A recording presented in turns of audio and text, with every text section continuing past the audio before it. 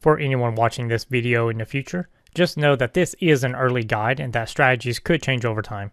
I recommend watching a run of whatever is the current world record for any notable differences. Hello all and welcome to the speedrun guide for the building speed stage in Astro. This stage features using the Bulldog for the rocket power-up. Before we can get right into exactly how we're going to play the stage, we need to really kind of discuss how the Bulldog works and how to best take advantage of its abilities. The first thing we need to discuss are your controls. You have to use either the left trigger or the right trigger in order to boost with the Bulldog. I personally do not like this. I feel this makes it a lot slower and a lot more difficult to get inputs accurately and consistently. So what I do is I actually change my controls and switch that trigger input to the R1 button. So here's exactly how you can do that. So the first thing you'll want to do is go to your system settings and then go down to accessibility, go to controllers, and then custom button assignments for DualSense wireless controller. And then you're going to want to enable that and then go down one and just customize your controls to whatever you want them to be. You can change any controls that you want on your controller. Just know when you start changing multiple buttons that sometimes it can get confused and it can tie one button into another.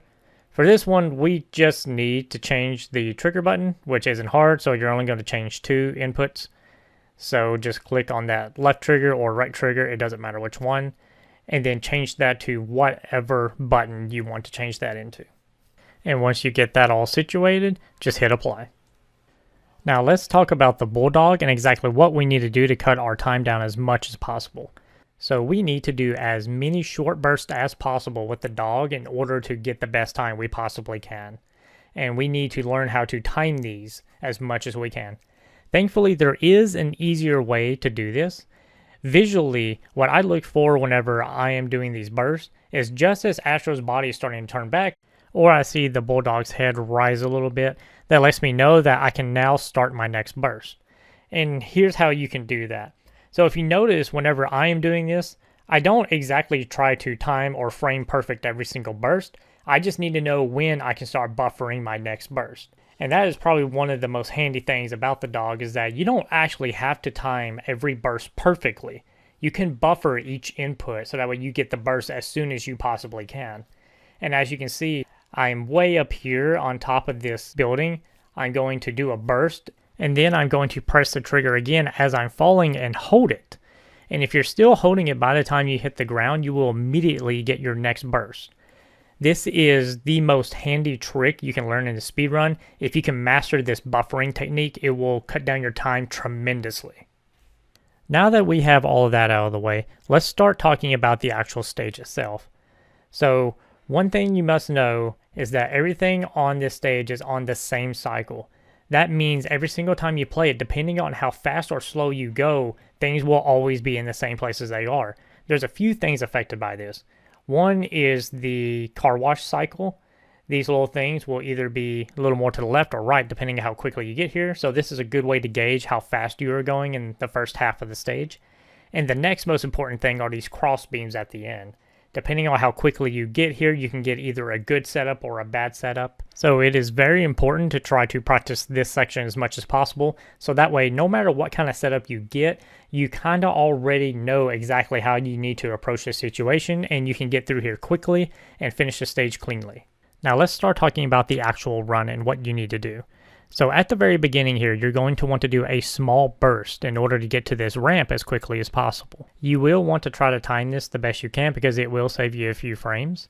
So what I like to look for is as the countdown is going by, just as the one is moving to disappear, that is whenever I start my first initial burst. Next, you're going to start sliding down this ramp. Just go ahead and take it on down to the very end. You don't want to ride it all the way out though, because these darker sections right here at the very end of it, that is going to cost you some time because it will take away your speed. So you want to jump just before it. And usually I just kind of compare where Astro's head is to where the darker colored sections are. And that tells me exactly when I need to jump on every single time. So just as his head is passing it, that is whenever I do a small jump. And it is very important that you do a small jump and not a full jump. A small jump will allow us to keep our speed all the way up until the point that we need to use the dog in order to use a burst to hit this first bounce pad. So we need to use a burst as soon as we hit the bounce pad as well. So this means we need to try to get a buffered burst if we can. So just like I discussed earlier, I'm going to watch Astro, and as soon as I see his body tilting backwards, that tells me I can start buffering my next boost. And if you notice, I'll start holding that even just slightly before I actually hit the bounce pad, and it'll get me perfectly up on this next platform where I can immediately jump, and that is exactly what we want. We don't want to go too high, because if we're going too high above it, then that means we've lost some time because we wasn't able to get a burst off as soon as we possibly could. Next, we're going to jump up, and we're going to have to actually jump up a little higher than normal in order to get this next bounce pad. But what we want to do is we want to hit the bounce pad without actually having to let go of the burst. That lets us know that we had the perfect height in order to hit this bounce as soon as we could. After we do that, you're going to want to go up. Usually what I like to do is just as Astro's head is going to pass these boxes, that's whenever I do my next burst. It allows me to land on the platform with the boxes on it as soon as I possibly can. If you time this correctly, you can get 2 boosts on this platform that you are currently on. If you timed it a little late, then it's going to put you a little farther ahead, and then you will fall off the back edge. So this is an extremely difficult double burst to land, and a lot of people struggle with this. So if you are finding that you're having too much trouble with this, you actually don't have to go for this double boost on this first platform. It feels like it helps. I've been testing it, and it's really, really close. And from what I can tell, using my best extra boost versus not getting the extra boost and just going for the beam, that it looks like you'll save roughly 4 frames. So whenever you land on this last beam before this second set of boxes, what I like to do is I just like to look at Astro's head compared to the floor. When his head passes kind of this yellow strip here on the front, I immediately let go and start buffering my next boost, because that will always let me know that I am going to land on the edge and I'm not going to get held up by the boxes or get too close, and I can immediately break them and then start going up the slope. Now, one thing I would like to point out, this slope, I really wish I could say there's a visual cue or something for it. I'm going to be honest, you're just really going to have to practice this slope and just get used to the timing of doing your boost. It's a slightly different timing. You're going to press slightly faster than what you've been doing. So one tip I do want to give in order to cut down as much time as possible, this left edge, you want to stay as close to it as possible, so that way when you're ready for your turn that you can cut inside as much as possible. When you land on this platform with the second set of boxes, your goal is to get 6 boosts by the end of this. And what that's including is 1 boost to break the boxes, 4 boosts to get up the slope, and then you're going to want 1 boost as you're leaving this glass construction platform that breaks as soon as you use it. Immediately after that, you're going to want to get 2 more boosts, 1 for speed, and then 1 to reach this pad that's going to shoot Astro up into the air for the next section. This section, there's a lot of debate of which is faster between using 3 walls or 4 walls. I did quite a bit of testing, and it seems that 4 walls is faster by about 10 to 12 frames is what I kept calculating. If you're going to do 3 walls, you want to make sure that you get 2 boosts immediately when you come down right before this car wash section. If you get 4 walls, then you just need to do 1 long boost to get past the car wash section. You now have 2 paths you can take. One is the normal path, which is just going down the slide. The other is going to the right and using boost across these construction bots' heads. And after testing this for quite a bit, I came to the conclusion that it is faster to just take the normal path, because this slide gives you a momentum boost just like in the very beginning of the stage. You can take the other route if you want to, but just know that it's going to be roughly 10 frames slower. And then also, if you look right here, not only is it 10 frames slower before you can do your next boost, but also if you took the slide path, then you'll actually be closer to the end of the stage than if you just went across the construction bots' heads. So ultimately, it is faster and safer if you take the slide instead of going across the construction bots. So here's how we need to approach this. We want to cut as close of an angle as we can, but also still land on this path, so that way we can land optimally on the next slide that's coming up. So you want to stick as close as you can to this right edge, so that way whenever we jump, do a small hover and then a boost, we won't have to go as far when we get to the next slide. In all of my trials, I never found a way to optimally be able to jump without using a hover to land on this platform. So just kind of practice getting used to how long you need to hover. It's a very small hover, but you need just enough just to land on this platform so you can immediately do a burst again. Now comes the final part of this stage. So it starts off with a slide. We approach it just like we did the first two. Just do a slide, go down near the bottom, and then do a small jump so that way you can get your momentum. And this crossbeam section, much like the car wash section, will change depending on how quickly you are going through this stage.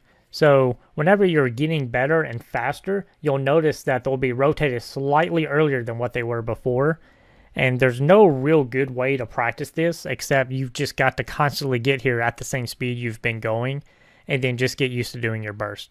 As many small bursts as you can do is always better, but you will be in situations where you will have to do a long burst in order to reach the next part. You want to stay as straight and narrow to your goal as possible. Focus on getting to this bounce pad more than getting the short burst. That is one thing I have found that will cut down your time. You would think doing more small bursts, even if slightly obscure, would help you, but going as straight as possible is honestly better, even if you have to do a slightly longer burst in order to get it. After the crossbeam section, all you have to do is land on this bounce pad, rock it into a dog pad, and then land on the ending stage button. When you land on the final button, the idea is to actually land on this small white edge before the button so that way you can just walk onto it and finish the stage. This lets you know that you hit the button at the earliest opportunity in order to finish the stage. Now there are 3 ways you can end the stage. The first and most common one is that you land right in front of the button and then just walk onto it, which is extremely optimal. The second one being that you were actually a little lower when you rocketed onto the dog pad and you're not going to make it to the final stage button. So what you need to do is when you are about in line with the button, do a spin and you will still hit the button at the most optimal time and finish the stage. The last one is that you are so low that not even a spin can help you. So you need to do a hover and then land on the button as you're hovering to it. This one has been debated on whether it could be the most optimal way to finish the stage. I did quite a bit of testing, and one thing I noticed is that if you use the first method that I mentioned, it seems to be the fastest way to end the stage.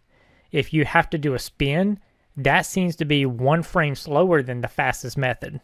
And if you have to do a hover, that is actually 2 frames slower than just landing on the button using the fastest method. So realistically, these are all so close that we don't have a definite answer of which one is the fastest. Personally, I feel like the hover is the fastest. It just makes more sense to me. But after doing quite a bit of testing, I never could get it to be the fastest method. So we're not for sure which one is the best. Just know that you want to use one of these 3 methods. If you rocket to the dog pad a little later, which will put you a little higher than normal than the first method that I mentioned, then you know for a fact that you are indeed losing time. So that is how I approach this stage and what I look for and how to remain as consistent and as fast as possible. And so here is a clip of the full run.